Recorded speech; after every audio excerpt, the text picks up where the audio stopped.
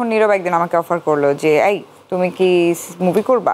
তো I thought যে ও এক অ্যাক্টর আমার সাথে মজা নিচ্ছে। তাই আমি বললাম সিনেমা, আচ্ছা হিরোকে। আমার মিডিয়াতে কাজ শুরু করার প্রসেসটা একদমই অনেক ইন্টারেস্টিং। মানে এটা আসলে সোশ্যাল মিডিয়ার বদৌলতে, মানে ফেসবুক থেকে অফার পেয়ে হয়েছে কি, ইউনিভার্সিটিতে অ্যাডমিশন নিয়ে আমার একটা মানে ইউনিভার্সিটির লাইব্রেরিতে আমার একটা ফ্রেন্ড আমাকে একটা ফেসবুক আইডি ওপেন করে দেয়।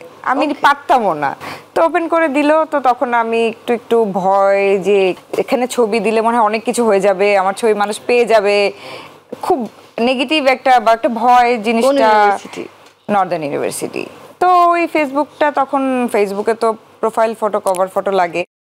ফ্রেন্ডের সাথে চিন্তা করছে কি করব তখন বলতেছে, থাকে না যে গ্রুপের মধ্যে একজন ডিএসএলআর থাকে, তো বলতেছে যে দাঁড়া তুই এখানে দাঁড়া, আমি তোকে কয়েকটা ছবি তুলে দিই। তো এই কয়েকটা ছবি তুলে দিল, ওটা আমি প্রোফাইল পিকচার কভার ফটো দিলাম।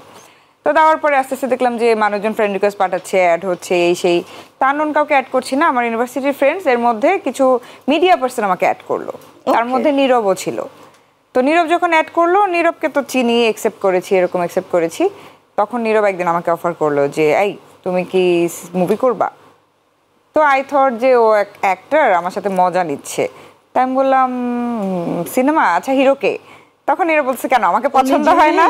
হ্যাঁ, তখন আমি বললাম যে না না এরকম না, আসলে বাসা থেকে দিবে কিনা আমি জানি না। তখন মানে ও সাউথ আফ্রিকাতে কোনো একটা শুটিং করছিল। তারপর নাই, ও বললো আমাকে জানাও, আমিও ভুলে গেছি। আই থট যে হিরো মানুষ আমার সাথে একটু মজা নিছে। এক সপ্তাহ পরে এসেও আমাকে বলতেছে তুমি তো কিছু জানাইলা না। আমি তো আল্লাহ বিষয়টা তো সিরিয়াস।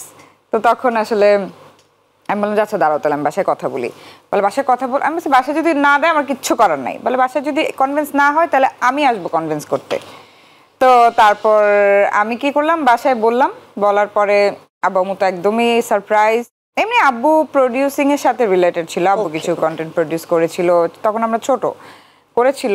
তো সিনেমা শুনে একটু শকড হলো। আম্মু তো খুব নাটক, না না না না না এই সেই, সামনে আমার এক্সাম এই সেই।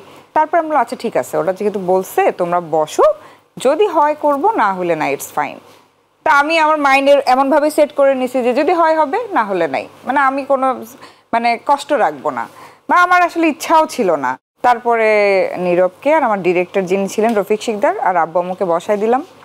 ওনারা কথা বলতেছে দুই পক্ষ বসে। তারপরে যখন ডিসিশন হলো, আব্বু আমার কাছে গল্পটা ভালো লাগলো, বলে আমার মেয়ে তো কিছু পারে না, তোমরা যদি শিখিয়ে নিতে পারো তাহলে আমরা শিখিয়ে নিবো, প্রবলেম নেই। এই সেদিন সাইনিং করলাম।